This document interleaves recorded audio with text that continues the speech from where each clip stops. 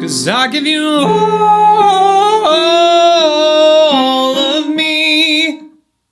We've all been there. You're singing your favorite song when all of a sudden your voice breaks and cracks and sounds like a dying bird. But what actually causes this vocal break? And more importantly, how can you fix it today?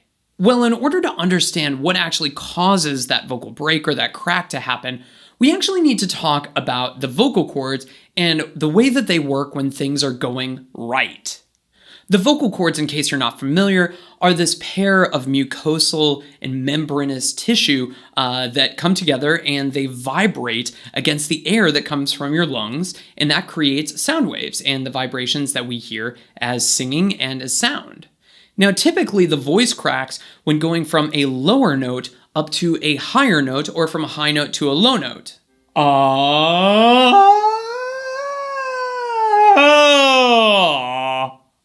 Now, the place where the voice cracks is often called the vocal break or your bridge or passagio. Now, why does your voice actually break in that vocal bridge in the passagio area? Well, usually it's because you're going from a place in the bottom part of your voice, what we call the chest voice, where the vocal cords are a little bit thicker to create that nice very full and resonant sound, up to a higher note in the top part of your voice, what we usually call the head voice, where the vocal cords are a little bit thinner, creating this slightly airier and flutier sound. Now, as I mentioned, notes in the bottom part of your voice are kind of like thick and slack, kind of like this hair tie right here, that if I flick it, it vibrates really slowly. Now, what happens if I actually stretch this hair tie and then I flick it? I get a much higher note because the band is vibrating much faster. So voice breaks usually happen when you're going from kind of the thick vocal cords of the chest voice up to the thin vocal cords of the head voice or back down. In either case, that vocal break tends to happen when you're going from thick to thin or thin to thick, which changes the way that the vocal cords are vibrating together and how thickly they're vibrating together. And that's why you usually have a vocal break moving up the scale and also back down the scale, so that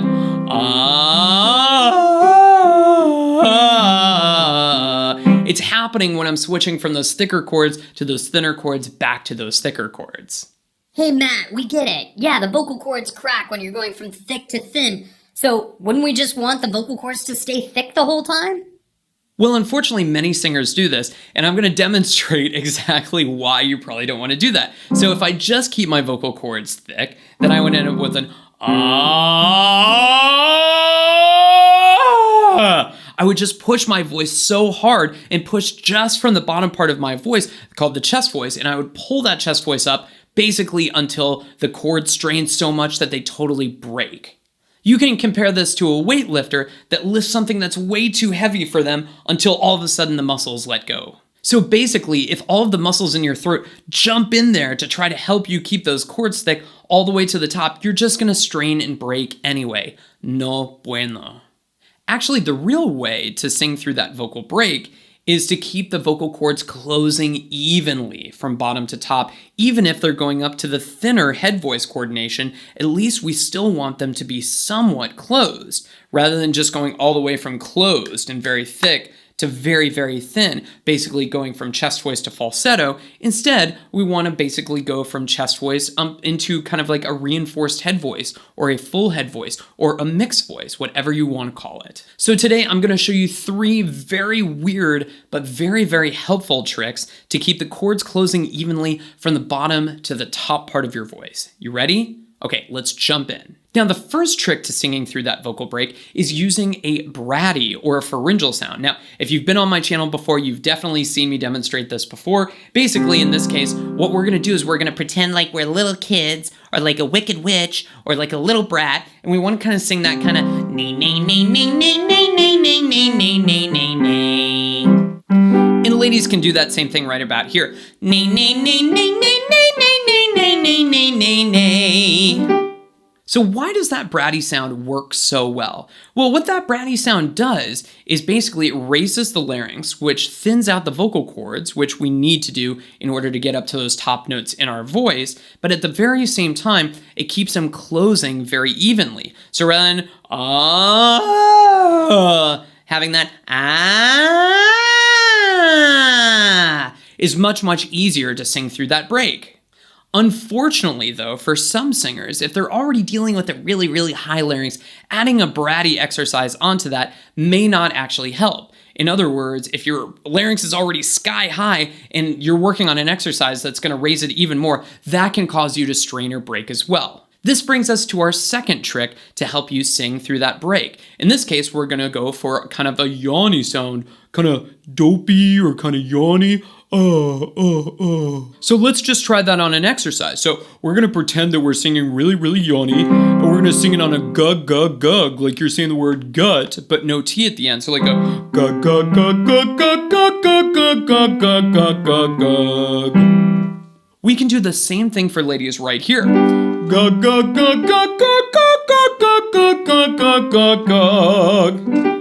Now, unlike the Bratty sound, this yawny exercise works so well because rather than raising the larynx and getting everything really tight, oftentimes it relaxes or even lowers the larynx slightly, which allows the vocal cords themselves to decompress and kind of unpress a little bit more, which oftentimes gives them the support that they need to sing really evenly through that break or through that bridge. Unfortunately, though, as you can hear, this yawny sound is pretty obvious, and it sounds pretty funny. So if you're singing, I love you, unless you're singing opera, it's probably going to sound pretty funny. So when you're working with this exercise, and if you find that it's very, very helpful, which is very common, that people find this very helpful, then start off going 10 out of 10 yawny. Go super yawny with it, and then start to peel some of that back and see how close you can get back to your real voice and how quickly you can do that. And that brings us beautifully to our third trick to help you sing through your break and how to get your voice to stop cracking, which is going to be to adjust the vowel. Now, I feel like vowels are probably some of the most magical things about singing, because they are so powerful. You can do so much with a very, very simple adjustment of a vowel. Oftentimes, just a simple adjustment of the vowel is all that your vocal cords need in order to get the support that they need in order to close evenly from the bottom to the top part of your voice. And this is largely due to acoustic factors that help the vocal cords close more evenly. So the first step in adjusting the vowel is to figure out what's going on with the vowel that you're singing right now. So let's say that I'm flipping on an ah vowel, like I'm having a really hard time singing that note. For instance, we could think, 'cause I give you all of me, is that I'm having that break on that A flat in my voice.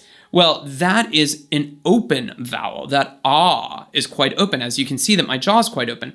So what might happen if rather than opening my jaw super wide on that, what if instead I just narrowed that vowel slightly, maybe from an ah closer to an 'cause I give you all of me. Now, what you'll notice there is that it still sounds like all, but you'll notice that I'm just singing a little bit of an into it. 'Cause I give you all, 'cause I give you all, 'cause I give you all of me. And oftentimes that's all you need.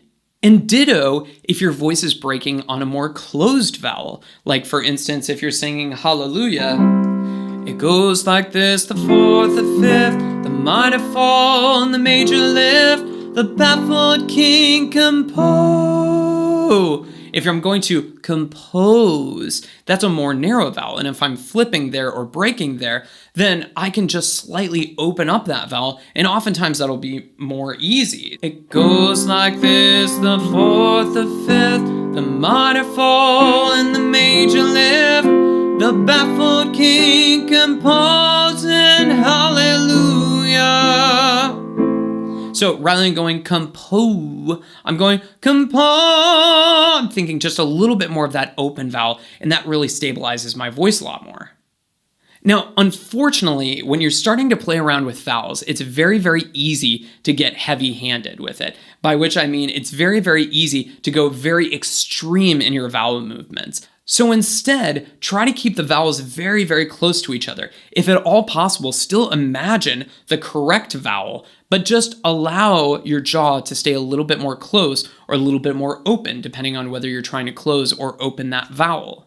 I'll give you one more example. If I'm singing an E vowel up through an E4 note, oftentimes that's a little too tempting for me to go up to my head voice. So an E, I don't know if you noticed it, but rather than E, where my voice is just going to squeeze, or I'll flip. Instead, I just very, very gently open up that vowel towards more of an I.